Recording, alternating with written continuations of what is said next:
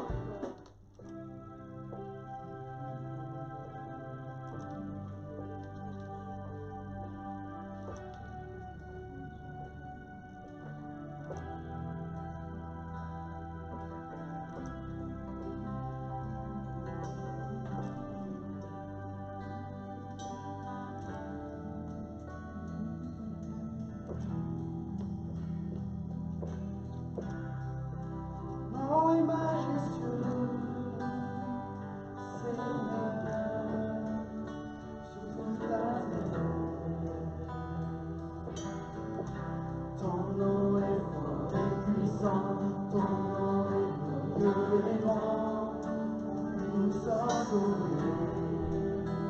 Le nom de Jésus, plus haut que tous les noms, roi des rois, aucun nom n'est comme le sien. Le nom de Jésus, plus haut que tous les noms, Alpha, Oméga, aucun nom n'est comme le sien.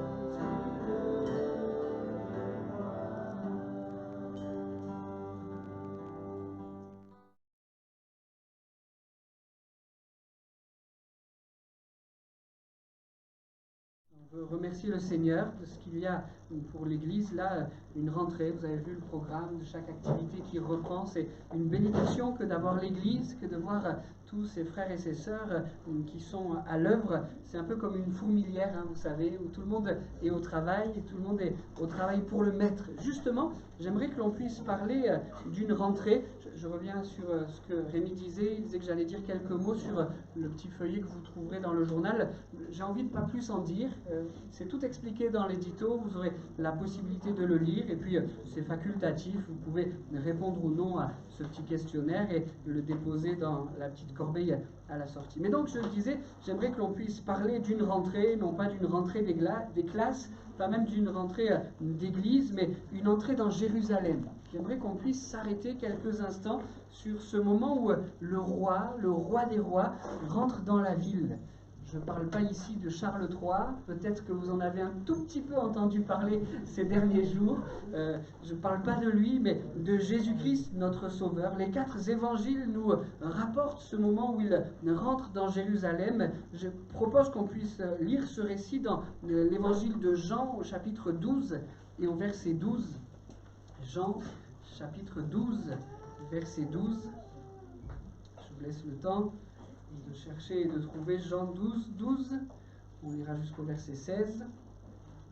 Le lendemain, une foule immense était à Jérusalem pour la fête. On apprit que Jésus était en chemin vers la ville.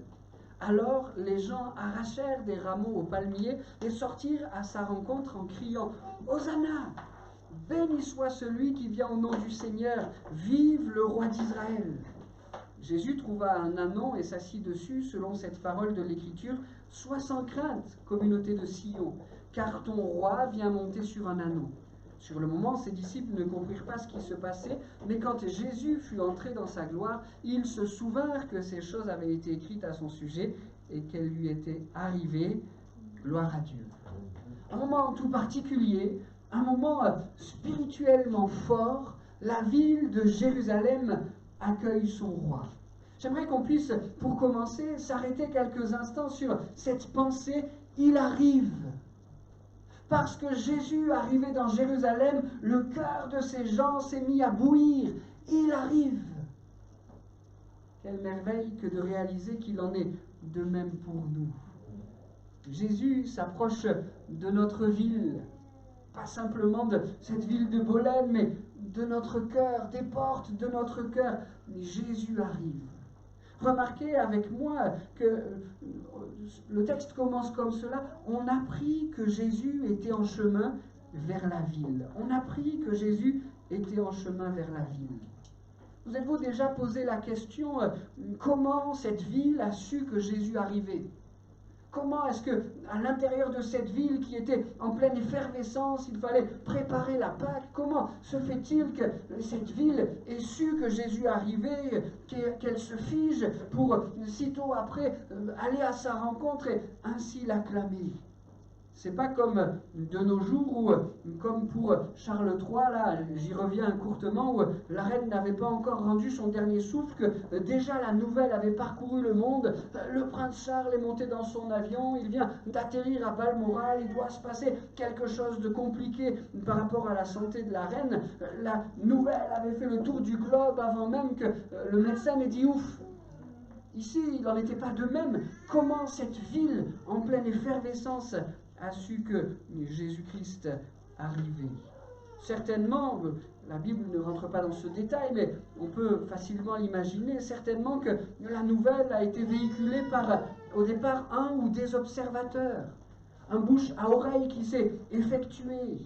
Était-ce un observateur qui était là par hasard, en plein dans les préparatifs de la fête, peut-être allant chercher ses animaux pour les ramener dans l'étable, ou je ne sais, un observateur par hasard qui croise Jésus, mais n'était-ce pas celui qu'on dit qu'il est le Messie?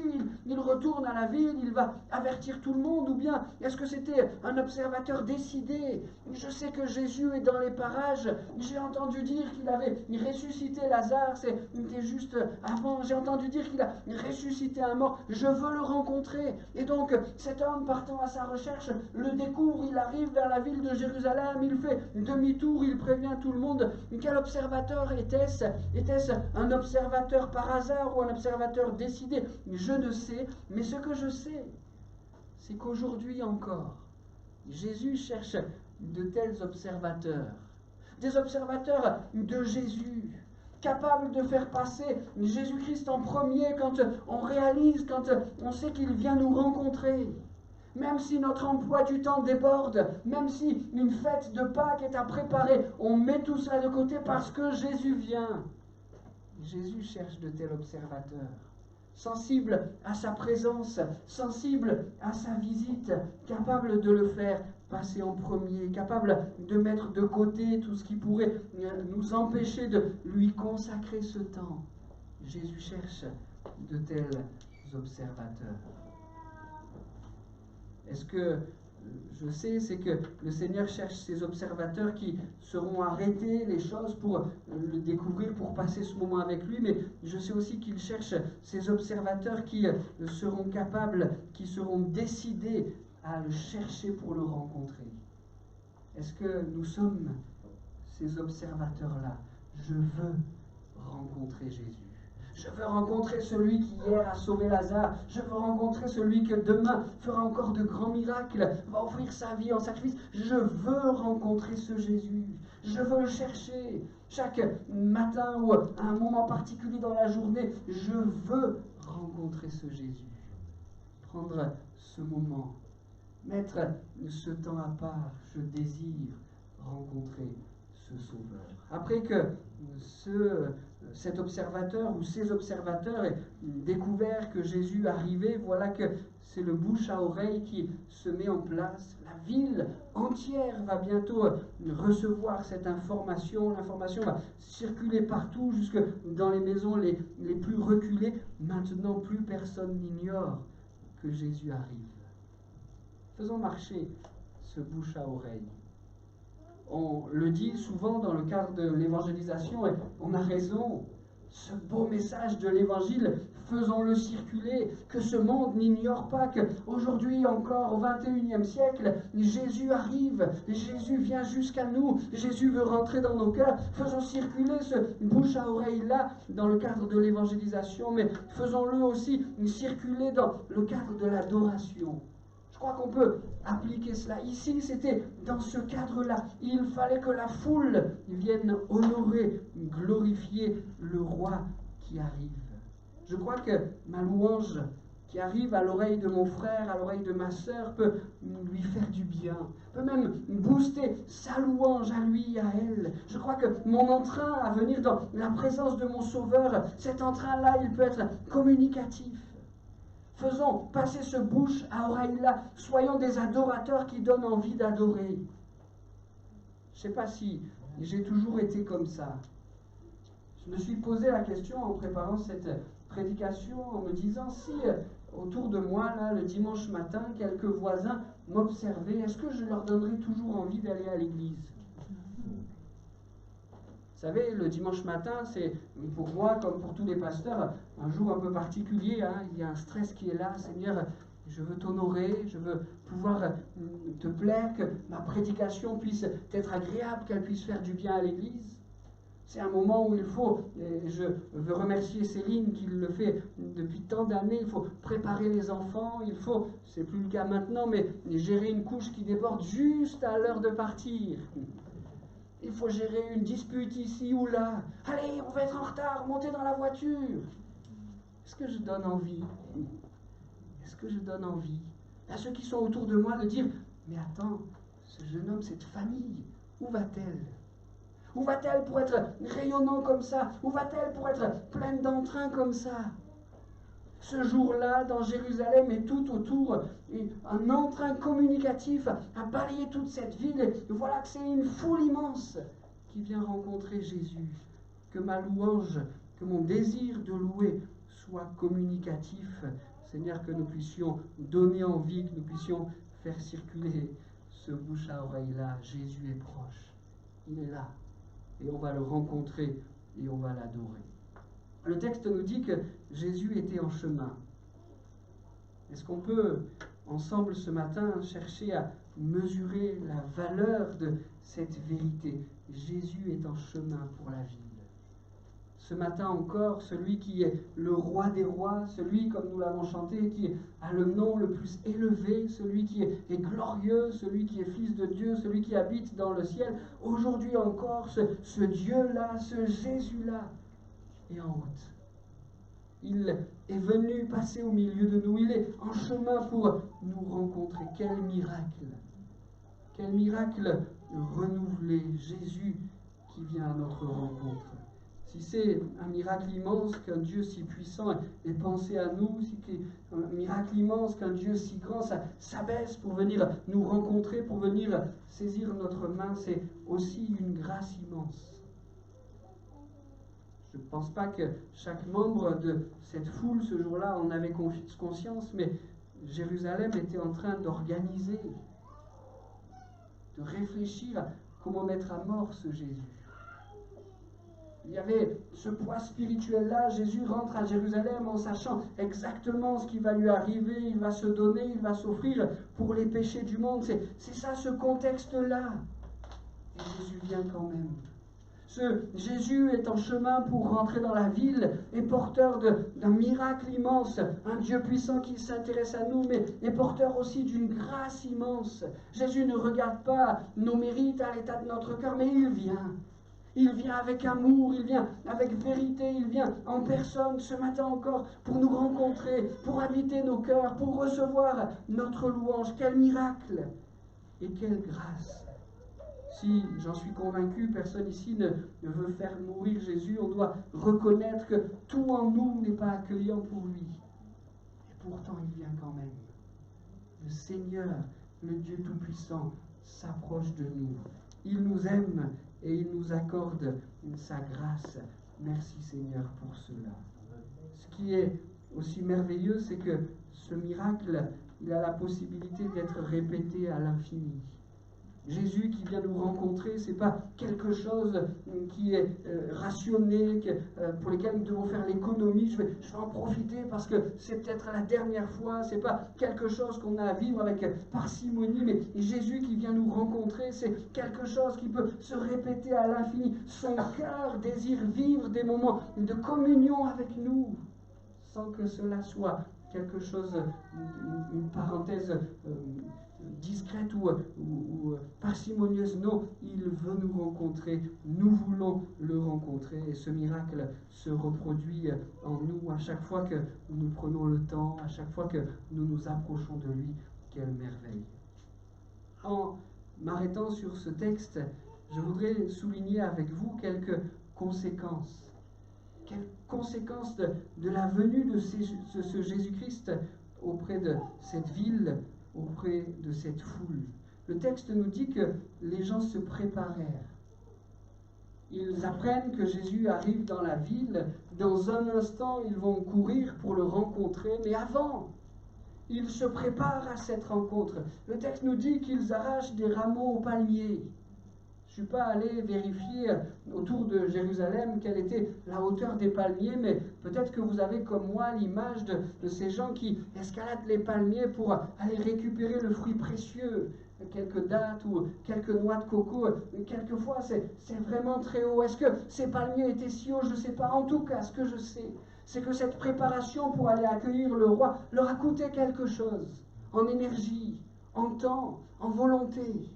Il fallait accueillir le Sauveur et il fallait prendre du temps pour le faire. Pour eux, ça n'était pas quelque chose qui était de l'ordre du superflu, mais il fallait ainsi accueillir le roi qui rentre dans la ville. Seigneur, je veux me préparer quand je m'approche de toi. Je ne suis pas en train de vous dire qu'avant de venir à l'église, il faut escalader quelques arbres.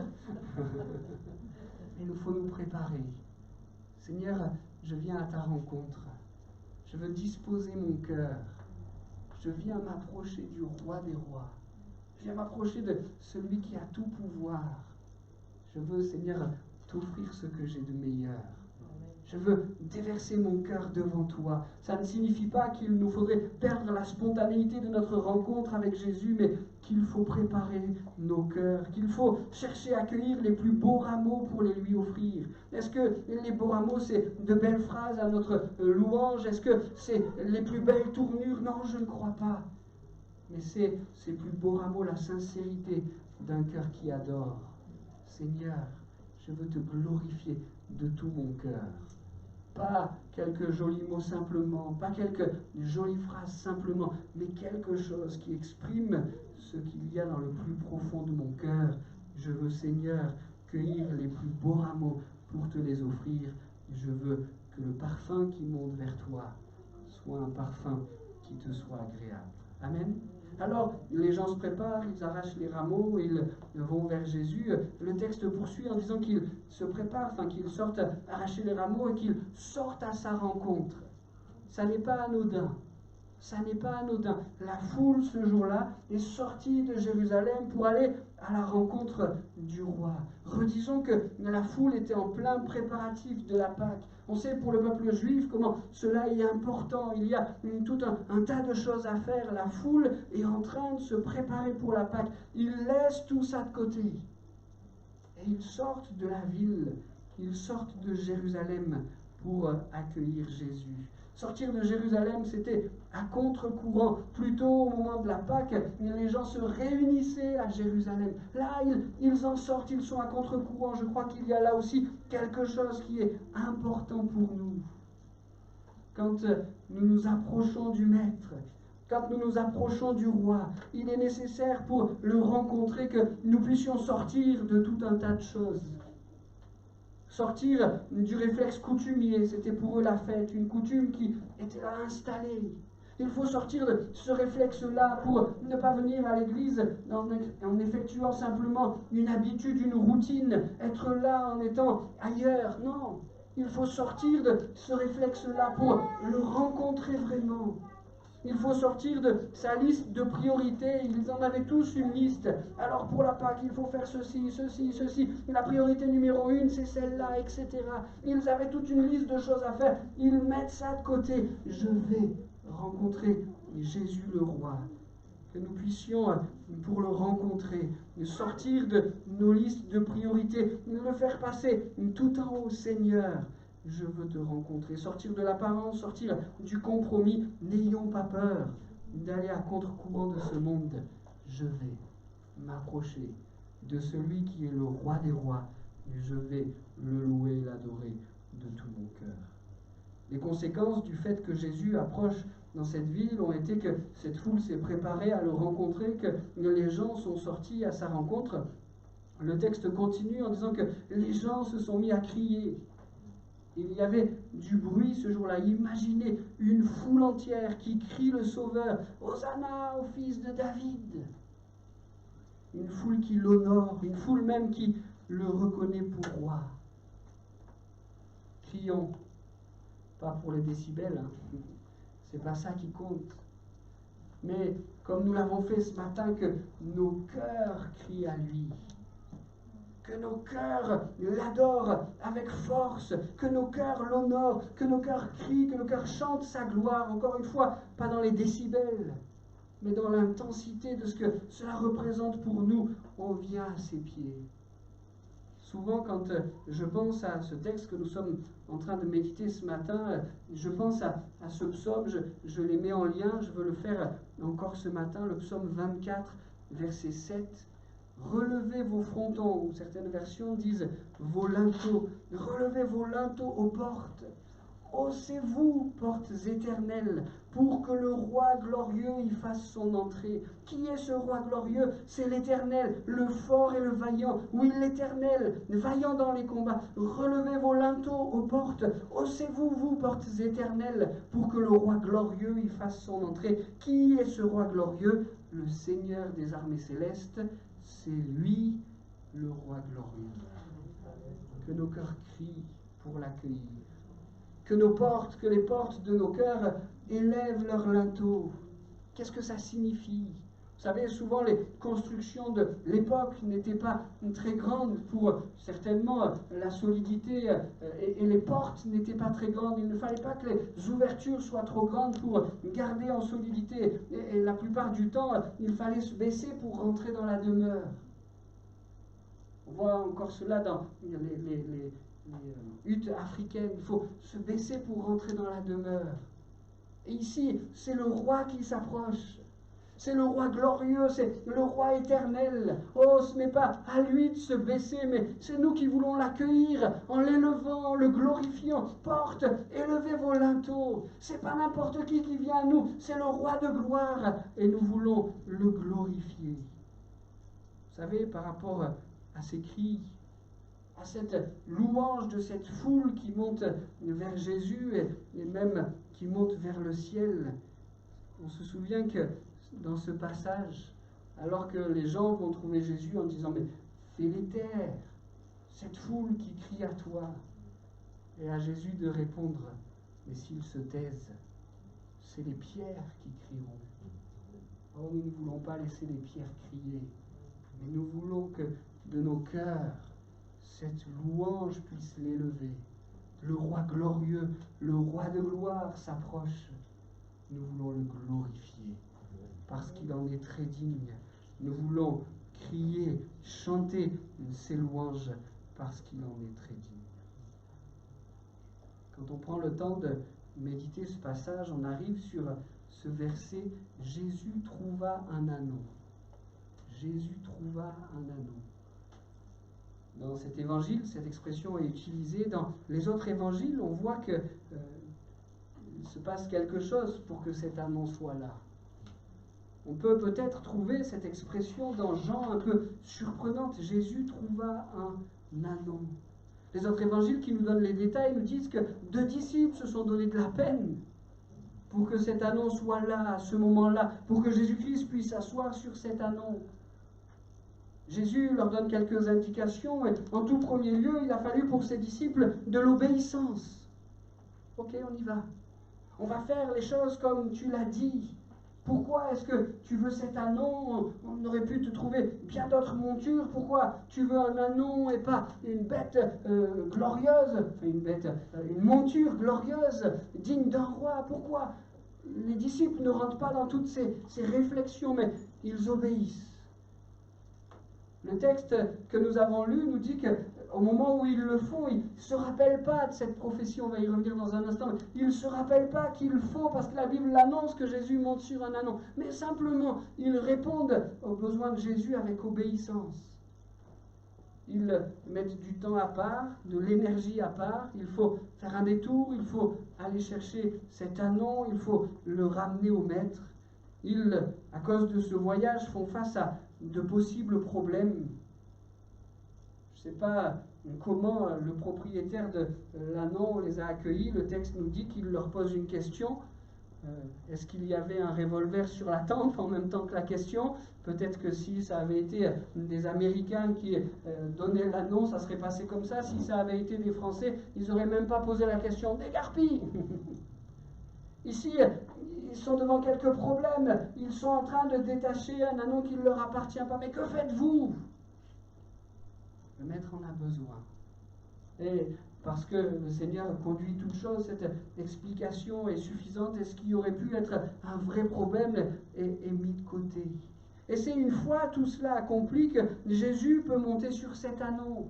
Saluons l'exemple, le dévouement, le service de ses disciples qui ont tout mis en place pour que cet anneau soit là au bon moment. Et à leur exemple, mettons toute notre obéissance à son service, mettons notre temps, notre énergie à son service, réalisons que les possibles problèmes ne seront pas pour nous quelque chose qui va nous arrêter, mais que le roi sera avec nous et qu'il pourvoira. Servons le roi, servons le roi. Et donc ici, ces hommes, ces disciples font un service exemplaire. Et pourtant, Jean dit, Jésus trouva un anneau. C'est comme si tout leur œuvre, tout leur travail est comme mis en parenthèse. C'est Jésus qui trouva l'anneau. Je crois qu'en disant cela, l'évangéliste Jean ne se trompe pas. Toute la Bible est inspirée. L'évangéliste Jean ne se trompe pas. Jésus trouva. Effectivement, c'est Jésus qui est au centre de tout cela. Bien sûr, c'est le service de ses disciples, mais c'est Jésus qui est au centre de tout cela. Il a préparé les disciples en leur disant à l'avance, voilà comment les choses vont se passer, voilà comment ça va se faire. Il les a qualifiés, même en mettant dans leur bouche la réponse qui va débloquer la situation. Il vous dira ceci, vous répondrez, le maître en a besoin et le problème n'existera plus. Il les a même accompagnés, il était là. Quand je dis accompagner, ce n'est pas physiquement, mais en leur expliquant pas à pas comment les choses allaient se passer. C'est comme s'il était là.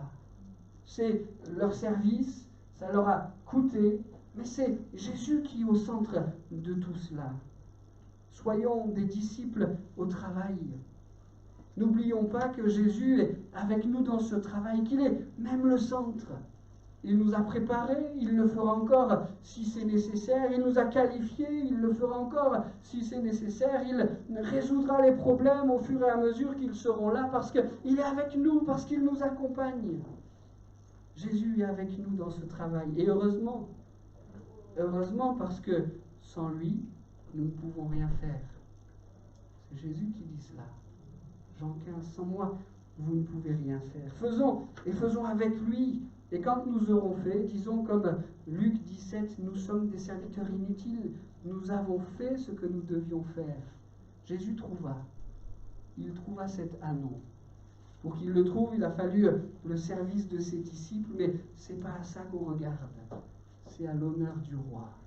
C'est à l'honneur du roi des rois. Seigneur, merci de nous prendre à ton service, mais nous voulons que le résultat de notre service soit ta gloire, et ta gloire seule. On ne fait pas cela pour briller. Regardez, j'ai amené l'anneau, il était là au bon moment. Non, on ne le fait pas pour briller, mais on le fait pour qu'il brille. Seigneur, nous voulons te glorifier. En réalisant, en réfléchissant avec vous sur ce que Jésus fait, on a dit qu'il trouve l'anneau et on a développé cela. On peut comprendre aussi que Jésus est celui qui accomplit. Ici, alors qu'il rentre dans Jérusalem sur le dos d'un ânon qui n'a jamais porté personne, Jésus accomplit une parole prononcée, une prophétie prononcée par Zacharie. Zacharie 9:9.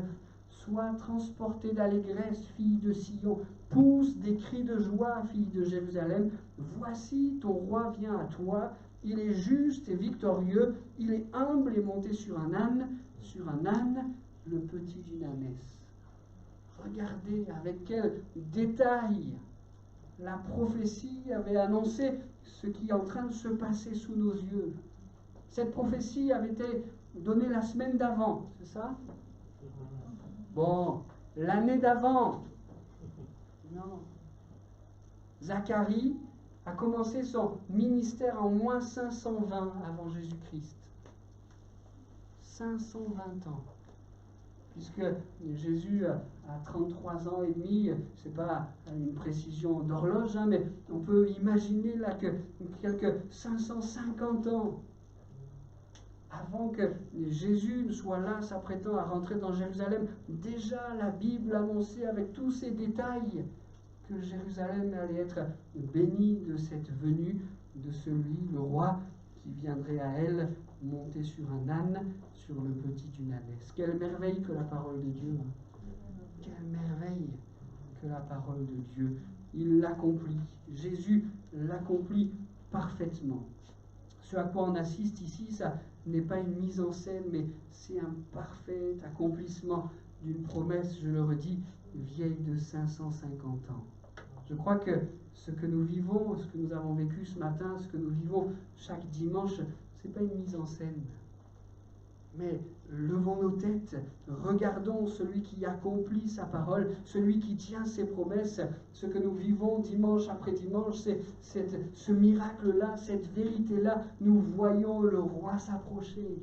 Nous voyons celui qui a pleinement accompli la parole. Et pour les promesses qui ne se sont pas encore réalisées, c'est que le temps n'était pas encore là. Toutes, elles s'accompliront. Ce qu'on vit n'est pas mise en scène, mais c'est l'accomplissement parfait du plan merveilleux de Dieu. Ce matin, nous regardons le roi qui s'avance, nous le voyons glorieux et nos cœurs sont réjouis. Je veux dire aussi que ce roi, terminer avec cela, que ce roi, il est celui qui donne. On a dit qu'il accomplit, on voit qu'il est aussi celui qui donne. Le texte qui est rappelé ici dans l'Évangile, qui est donné dans Zacharie, est une invitation à être sans crainte. Sion, c'est-à-dire Jérusalem, soit sans crainte. Ici, Jésus-Christ vient offrir sa paix à cette ville et plus largement à l'humanité. Jésus vient donner sa paix alors que le contexte est à la haine. Les hommes sont en train de préparer sa crucifixion. Lui, il vient en disant « Sois sans crainte, je viens vous donner ma paix ». Il donne son amour alors que le contexte est au péché. Cette foule qui aujourd'hui l'honore dira demain « Mais donne-nous Barabbas plutôt que Jésus. Donne-nous et libère un pécheur notoire, quelqu'un qui est accusé de meurtre et de sédition. Donne-nous-le, libère-le lui, plutôt que Jésus. » Le contexte de cette ville est au péché et Jésus vient pour offrir son amour. Jésus donne sa présence. Ton roi vient à toi. Jésus donne sa présence à ceux qui vont le faire mourir. Il est celui qui donne. Ce roi qui vient dans cette ville a reçu l'adoration de cette foule, mais ce n'est pas la motivation de son cœur que cette adoration. Il est venu pour donner. Il est venu pour se donner. Il est venu pour s'offrir. Ce matin, le roi qui donne est au milieu de nous. Par sa grâce, il a fait de nous des adorateurs et il a reçu notre louange, notre adoration. Et nous voulons chaque jour être de meilleurs adorateurs, mais il est aussi ce roi qui donne. Il est au milieu de nous et il veut donner sa paix, peut-être à une âme qui est troublée. Il veut renouveler son amour à une humanité qui est dans le péché, qui pour beaucoup ne veut pas de lui. Il veut donner sa présence à ceux qui ne méritent rien. Le roi qui donne est au milieu de nous. Recevons, adorons le roi de gloire qui fait son entrée. Amen. Je vais inviter l'équipe de chant à revenir alors que cette prédication est une invitation tout entière à glorifier le roi de gloire. J'aimerais qu'on puisse quelques instants encore le faire, chanter ce cantique ensemble et à la fin de ce cantique prendre quelques instants encore pour dire « Je viens adorer le roi de gloire qui fait son entrée ». Nous puissions dire à notre âme « Élève les linteaux, reçois Jésus-Christ » comme ce sauveur, comme ce roi glorieux, nous puissions ensemble le célébrer. Couronné, rayonnant de majesté, tout l'univers proclame ta grandeur.